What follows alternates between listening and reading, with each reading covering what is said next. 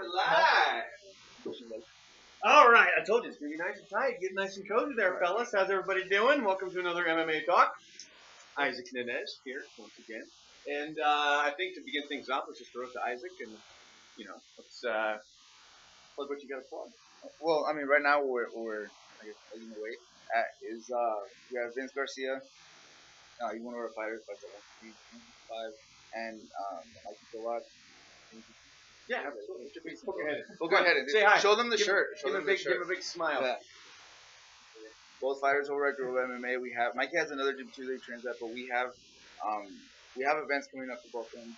Different scattered events. There's some events this weekend, and what we're looking for are sponsorships. Sponsorships are going to help fund a lot of things for the fighters. Fund like we have a trip semi-planned for the weekend, but we need the funds to get out there. So what comes with the sponsorship is you have athletes, good quality athletes, I mean, these are collegiate level athletes that are going to represent their brand. They're going to represent their business. We're going to give them some, I don't say validation, but credibility in kind of way, especially with businesses that are associated with tough stuff. Like if you have, now you can back it up, because you have your fighters here. Representing your band is good, and a good moral standing, good people, all that stuff. Good martial arts. They always do the right thing. They're good people. Okay, so there you go. We got two, and then obviously Gorilla MMA, owner, operator, coach, all around good guy. Isaac Nenez, who I haven't seen in like 2 months, something like that. I actually just called this morning to get the MRI on the shoulder, so I got to figure it out. I figure out what the hell's going on.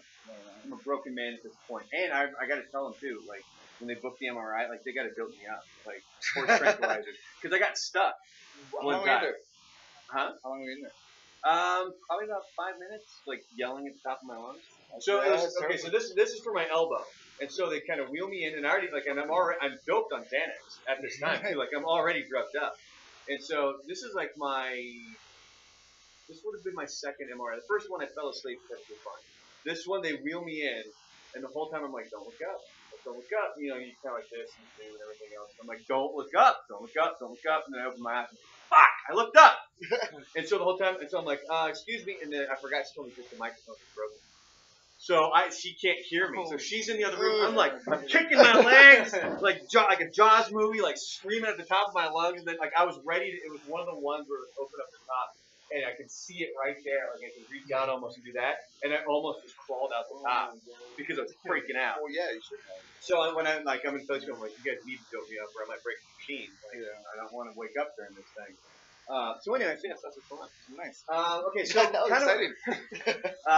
So one of the things that you specifically want to do is I want to talk about previous UFC fights that just happened, give some analysis on that, and then the fights that we do have coming up. And first and foremost, you got Demetrius Johnson losing. It's the first time since, when was it? March of 2012. So it's been over 6 years since we lost. What's next for Mighty Mouse? Rematch? Shoot, a lot of things can be matched. He can fight Garbrandt. You can fight Garbrandt and build up a super fight for TJ. You know what I mean? If he fights Garbrandt and he beats Garbrandt, okay, that's a bidding for a super fight for TJ. You know what I mean? So after a fight like that, and only fight he can cash out, he do what he wants. But he's been chasing that fight for a long time. They don't want to give it to him. They want to give it to him, so he found a way to get it. By losing? Yeah. If he had to swallow his pride for a second, he did. Well, but now in the long run, now he's gonna be one of the greatest. He's gonna be the champ, or whatever he wants to be because he has that potential. Do you think Johnson is still top pound for pound? Yes. Yeah. Out of everybody. Yes. Better than how am I blanking on the damn guy's name? He just won the damn heavyweight title. Daniel Cormier. There you go. That's what it was based on. Better than Cormier, who owns 2 belts right? Yes. Yeah. I'm just asking you, man. You don't think Johnson? Okay, go ahead. I think Daniel Cormier is probably top down right now. Yeah, he's like just like how dominant he was in the light heavyweight division, and he goes up to heavyweight, and then dominates pretty much the time. And I think he can just be on a roll heavyweight if he wants. How staged was the Brock Lesnar crap? that they had for that fight. I don't think it was. Oh man, no, that was totally staged. Are you kidding me, dude? If you watch the broadcast, like they're like, oh look, Brock Lesnar's at ringside. Like the guy hasn't been relevant in mixed martial arts in years.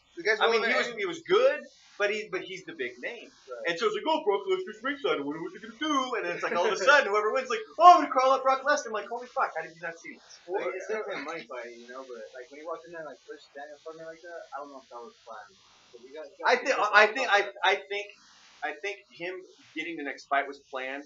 I think he went like way over WWE style, where he's like, I'm really gonna sell this thing. Like I'm gonna shove him and everything else, and it came off so hokey to me that it bothered me. Where it's like, okay, when you could very easily see a rematch between Stipe and Cormier, but now we got to have Brock Lesnar come in, who hasn't really competed for a belt in years. Who really wants Brock Lesnar? Apparently Dana White, like that's it. That's the thing is you're going to get all the WWE fans. They're going to jump back over because if you look at the ratings, I mean, they've kind of there's been a fairly steady decline. Well, they are building that, but they look at you have to be careful in doing that. Like it values what it is. I mean, it makes it WWE. And that's what bothered me about it. And that's what bothered me about it is because for me it's like I wouldn't mind watching that fight, but I would almost. If I paid for them, I don't, because I just stream them anyway. But like I would boycott. I would specifically almost say like I don't want to watch this one because I'm going to be giving them money for like a hokey stunt that it just I don't know it seemed too over the top for me and it's a cash. I mean they've done cash grabs before obviously. Look at the Randy Couture James Toney fight. That's a complete cash grab. But this one was like you're sullying the name of the heavyweight title by bringing Brock Lesnar. Yes, 100%. I mean that's because he's a phenom, man. He's a specimen.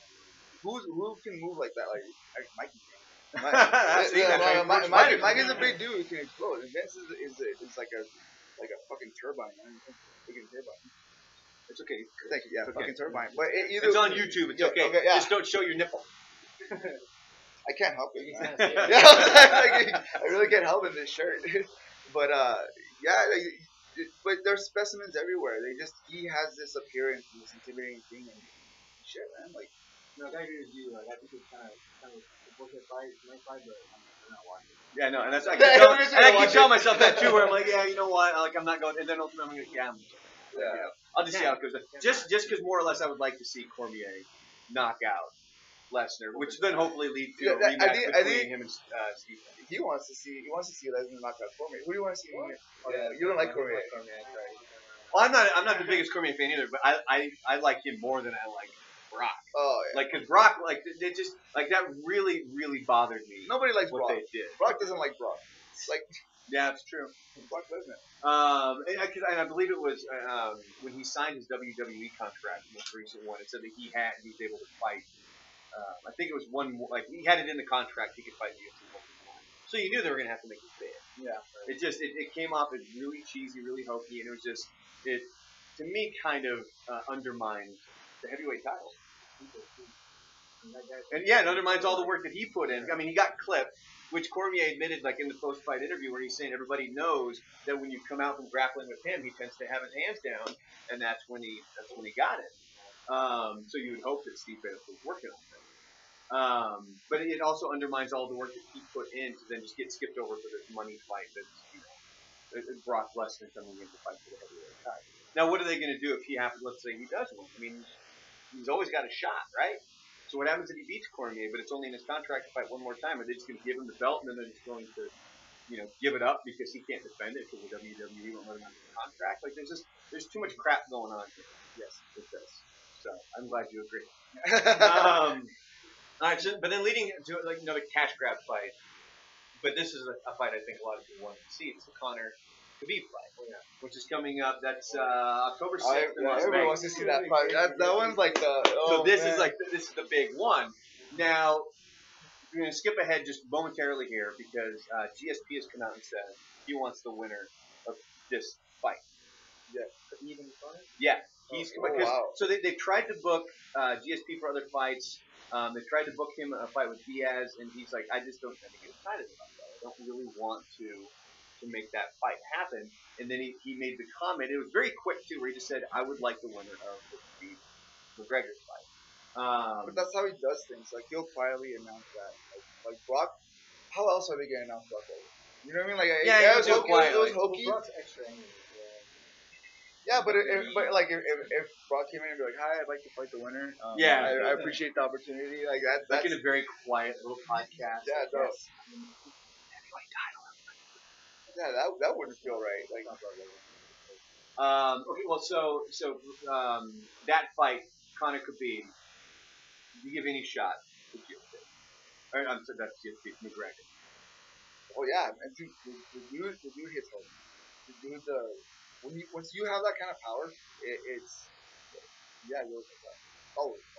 Yeah. But do you think his shot has been lessened by not being in the octagon as long, and facing a guy who's continues to improve every single fight? I mean, the last fight for Khabib was kind of difficult to tell because of who he had to fight, because the guy he was supposed to fight got hurt, and then they had to pull him off the card, and it was Ally Quinta, who they had to bring in, who probably wasn't, really up to the standard that should have been for Khabib. But you have Khabib who just continues to improve, and it's just one of those guys. He's just going to wear you the hell down consistently for 5 rounds. Whereas McGregor, he has not, he hasn't been in the octagon. He trained for the Mayweather fight, which is different style of training, and having that layoff. You think that lowers his chance, and how much?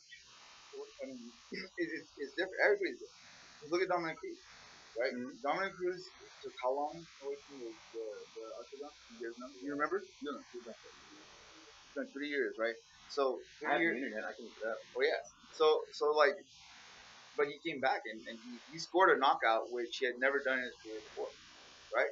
So that's like that is a testament to his mental fortitude, but it depends on the individual. He's had a couple of gaps. There was a time he was out about 3 years after he lost to Demetrius Johnson, and now apparently now Dominic Cruz is really pushing for a TJ Dillashaw fight. Since Dillashaw was able to run through Garbrandt, so I don't say easily, but he finished it quickly. And so now he's really pushing for that fight against TJ Dillashaw, who he beat back wasn't too long ago. It was January of 2016, and it was by a split decision as well. So I guess you could maybe see that for TJ Dillashaw next. I can see it happen. With the money involved and going back and the rematch, the match. Mm-hmm. I don't even know if he's that good to draw yet. I don't know if he's a draw. He'll come back and make money. Who, Dillashaw or Cruz? Cruz. Like because they could also come back and they could do a winner-take-all Cruz Garbrandt, because the last loss and the last fight that would be cool. that Dominic Cruz had was against Garbrandt, and that was a couple of years ago, back in December of 2016. So they could easily do a winner-take-all, winner-face TJ Dillashaw. But then again, Cruz might have Garbrandt going up against Dillashaw for the third time. He's already going to deal with the guy. But that's not gonna happen. We're not gonna do that. We're not gonna do that. We're not gonna make that happen. No, yeah, it's you gotta go where the money is, I guess, now. But there's so many other fights that need to happen. Stylistically, they're just incredible fights. Mm-hmm. I can still see it happening again though. Like if Garbrandt dominating the TJ, mm-hmm. like they'll have it's inevitable they'll have to end up against it again. But they still decide, you know what I'm saying? So I wouldn't be excited to get a fight. I'd be excited. Of everybody right now, what's the one fight that you would want? Like, take out the McGregor Khabib or any fight that they do have lined up. If you were making these fights, of all the fighters in the UFC, what's the one that you think would be a good draw for not only just the kind of non-active mixed martial arts fan, the person who maybe knows a few of the big names, but they're not going to know the people who are the third or fourth fight on the undercard, or even maybe the first or second fight on the main card. It would intrigue them, but it would also intrigue the true mixed martial arts fan who can name everybody that's fighting in a single fight. Like, who would you pick? Honestly, I would still want the Khabib and Ferguson. Ferguson, yeah, it's still that. That's the Still, one. man, why hasn't they fought? Why hasn't it happened? Like that needs to go down. You know, like. And then Mike was asking me a question about how to deal with a tall kickboxer or a tall. That would be the perfect solution for Ferguson and Khabib, right? Is what Khabib would have to do to come in the range and do all that stuff, and how Khabib's going to keep him getting hit, and even on the ground, how to not get submitted, and that's a cool matchup. That's a really, really cool matchup because they have polar skill sets. So more intriguing to you personally than Khabib McGregor would be Khabib Ferguson. Yes. More intriguing. Like close, almost even. It's close, but I think I'll go for McGregor, or Ferguson. McGregor. All right, so we got one vote for the Ferguson, and then we got 2 leaning for the McGregor. Yeah. Oh, I'm the deciding factor. You are. I don't care. I think they both sound like fantastic fights. Okay, so then we'll do another MMA talk coming up here before UFC 228. Not a lot of names here really that jump off the page in regards to, because one thing the UFC's been doing a lot of is they take a lot of these, because if you think about it now, the UFC really started to increase in popularity about 04, 05. It was really the first season of The Ultimate Fighter where you started to get more and more people getting into mixed martial arts. And so what you're seeing now in a lot of the kind of pay-per-views is a lot of those fighters who were really big back then, maybe on the decline. Like Rashad Evans is a name that comes to mind, who I think at this point most people would agree it's time to possibly step away. But you get a lot of these guys who they were big names from like 04, 05, 06, even into 08. And there's not a lot of that happening here in UFC 208. So if I'm your average mixed martial arts fan, what are we looking at here with UFC 228? And what's the one fight that you're looking for? Is it the headliner fight with Woodley and Phil? We were just talking about that one too. We were just on the way over. We were just talking about that. And yeah, that one's gonna be a good one because that's another again polar skill set. So to see what happens, I mean, it depends on who's better at their skill set and who's better at the other skill set, right? So that's and then the individual is all variables, but it's cool. It's like a cool matchup. It's like I don't know, a video game or chess or something. Okay, so go Joe Rogan for me here. Okay, we're gonna break it down. Woodley, his skill set. Go. What do you got? He's like Vince. He's like a ball of you know those little and I'm not generalizing. You know the little in the cartoons, the little black balls. Yeah. He's one of those. He's just there. He's compact and then boom, you'll explode. And when he explodes, it's hard to stop. But the thing about Woodley is when he explodes, he can stop himself. Right? He can go forward and then he can stop, or he can change direction because he's agile. So that's why he's dangerous. You know, and that's a hard thing to deal with. Sometimes you don't see it coming. With Till, he's a big, durable, he's gigantic vertical. And he's gonna have long range kicks. He's gonna be a sniper. He's gonna stay on his toes. He's gonna fight tall, give me good angles, and I'm like in my head, give those good angles, and he can find them. He can find them too because he's sturdy. And he's gonna hit hard as shit. So that's. Well, he's got about 3 inches on Woodley. Yeah, Till's 6 feet. Woodley is 5'9", and it's got Woodley. This is their Wikipedia page, but they got Woodley's reach listed at 74 inches, and they have Till's at the exact same. Wow. So, all right. So, and this is UFC 228, and this one's coming up. This is going to be in Dallas, actually, September 8th, at the American Airlines Center. We'll just pick the main fight here. Woodley or Till, you said there's 2 completely different fighting styles. Who do you got? I still got Woodley. I think he's smarter than Till. I think Woodley. I think he just next. And it'll be over. 2 votes for Woodley. Oh, wow, we got a Till. Okay, so we got 3-1. That's all guy picks Till. And I get to vote. I don't care. I just want to see a good fight. At this point, it's actually rare for me to like root for a specific fighter or root against. Brock Lesnar, if you want to root against. All right. But so yeah, all right. So we've got majority votes for Woodley here. for this one. We'll do another MMA talk here coming up, probably right after that fight. And then that's going to lead us into UFC 229, which is the big one. That's the Khabib McGregor fight, which is coming up on October 6th. And that one's going to be in Las Vegas. One more time before we wrap up, Isaac Dinez, Guerrilla MMA over in Sunland Park.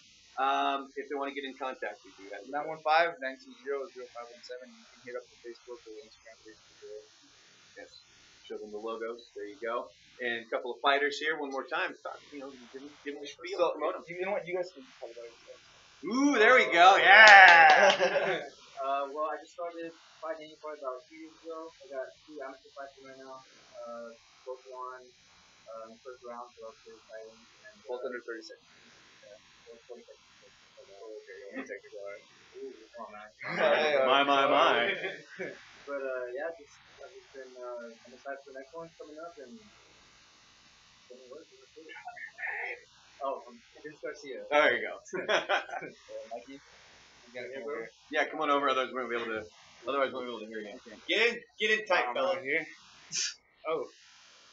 Well, I'm Miguel, Mikey Silva. I'm a former college wrestler. I wrestled for over 10 years. I quickly transferred into boxing once I was done wrestling. It's something that caught my attention. And so I've been boxing for about a little over 2.5 years. I've had 10 fights. I'm 9-1 right now. Actually, this past UFC, Henry Cejudo, it's somebody who I've idolized ever since I've been wrestling. He's a hero to me. So watching him win this belt actually inspired me to maybe, go into the cage and see what it's all like. I feel like I do have a very strong wrestling background. I don't want to rely on it, but I think it's going to help me. And just sort of trying to find fights, trying to see what's going with the flow. Whatever comes my way. Honestly, if this guy gets into MMA, it's over. Alright, again, Guerrilla MMA, Isaac, owner, operator, coach, overall good guy. Guys training out of Guerrilla MMA. So if you want one more time, phone number 915-920-0517. I'll bring them up on Instagram and Facebook. And Renee, you can probably do it. I don't live in El Paso. I just wanted an anymore. excuse to hug my friend. Renee, hey, how's it going? And Renee likes Slipknot. They were like, Alright, say goodbye, everybody. Bye. Peace.